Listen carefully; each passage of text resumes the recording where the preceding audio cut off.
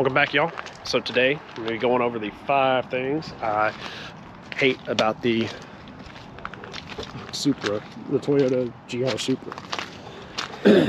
So starting off, we'll go with some of the interior stuff. Number 5,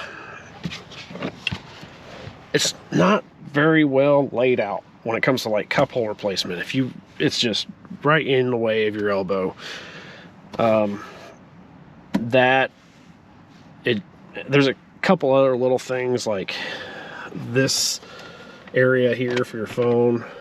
It's kind of handy, but at the same time, if you drive this car like a lot of people probably do, anything you put in there is probably going to go flying. There's just not a lot of storage space. The glove box is abysmal. I mean, you could barely fit the owner's manual in there. You know, the door pockets are tiny. It's just, you know, not a lot of space.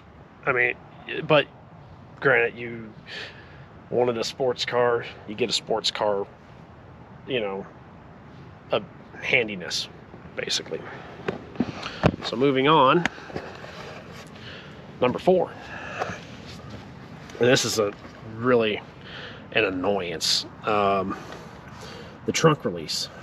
So it's right here. It's in a handy spot, the thing itself. However, I have to hit it twice to have a hope of unlocking it.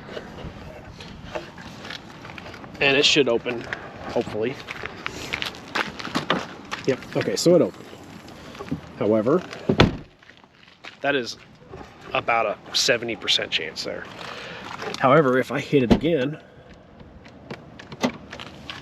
and then shut the door like a normal person would, I cannot open it.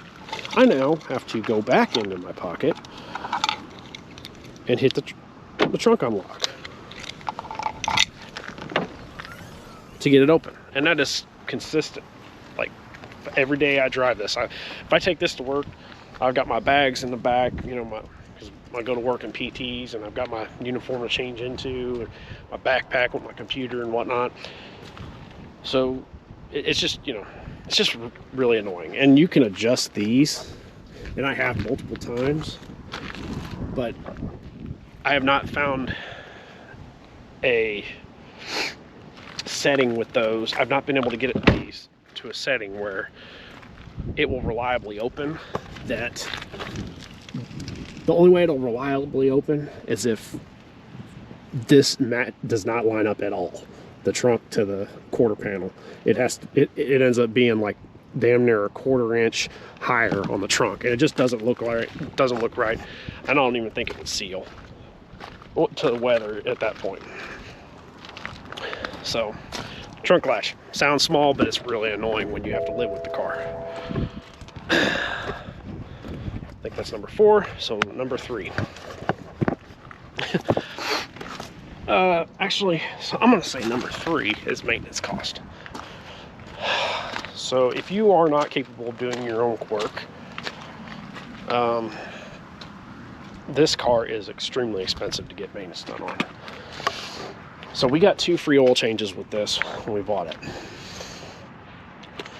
And we were told by the dealer, that the dealership that we got it from was quite a ways away, but we went back to them twice to get the oil change because it was free.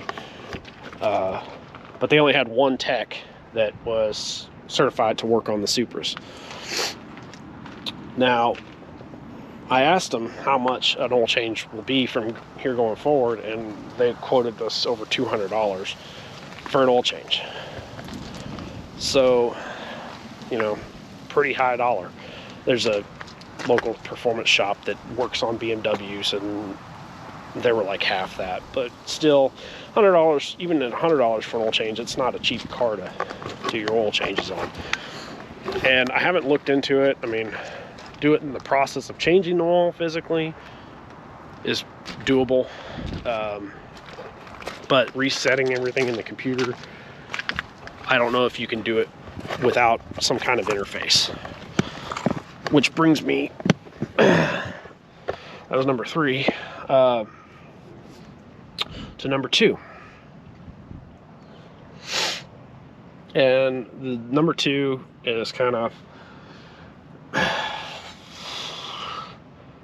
an annoyance too. It's really an annoyance for us because of where we live. But the CarPlay feature, Apple CarPlay, I've had it on.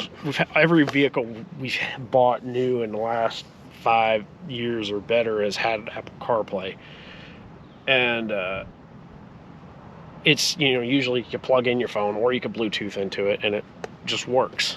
You know, this with the BMW setup, you gotta Bluetooth connect to the car, then you have to connect to the car's Wi-Fi in order for CarPlay to work. It's all fun and it's all good and well, unless you're going on a long road trip, which Bluetooth drains your battery. You could turn around and shut the Bluetooth off and the Wi-Fi will carry the CarPlay, but Bluetooth drains your battery, you know, really, you know, faster than anything else. So you end up plugging it in. So you have your phone essentially connected 3 different ways, you know, USB, Bluetooth, and Wi-Fi to the car in order to have CarPlay working. It's kind of annoying. And the CarPlay where we live, it's out in the country and there's lots of power lines and phone lines, which you can kind of see out there, but there's a spot that we drive past to and from going into town where this thing disconnects from CarPlay every time you drive past to and from. And in order to reconnect, you end up having to go back into your phone, turning off your disconnecting from the Wi-Fi, reconnecting. Sometimes you have to disconnect your Bluetooth and reconnect it. It's just really annoying. So, you know, that's number 2. Number 1, which kind of is connected to that, is the BMW interface. Got it. Okay.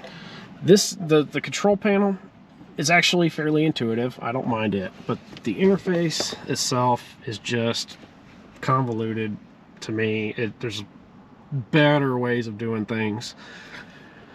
You know, Fords, Dodges, GMs, Subaru, way better systems. And it goes back to that whole, everything in the car is connected.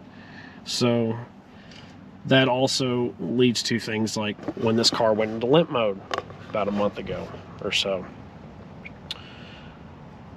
The slightest problem, this car, you know, wigged out, went into limp mode, could not drive it over 13 miles an hour. Had to have it towed. And getting it to the dealer, you know, all over a sensor that they say was fine. You know, it's just, you know, they were like, we tested the sensor, it tested out good, and, you know, so we just cleared the code and it was fine. So they didn't do anything. It cost us money to have it towed out there because it was too far to the nearest dealership that had the ability to do it for the tow truck to work. Even though we had insurance towing, warranty towing, the dealership swore they'd help. It was a debacle over nothing getting fixed, essentially. Just resetting the computer, basically, that if this was more user serviceable, you could have done yourself. The whole, you know, BMW not being, like, I guess not wanting people to work on their own stuff is really annoying and puts you in a bind. That's really the big one, is how this thing's like connected to everything and doesn't allow any end user service or anything. It's pretty frustrating when you have a car that you spent, you know, money on and it just decides a sensor's not going to work, so you're kind of out of luck. But that's pretty much, you know, the 5 things that I hate about the Toyota Supra. I'll do another video on the 5 things I really like about it. And until next time, I'll talk to y'all later.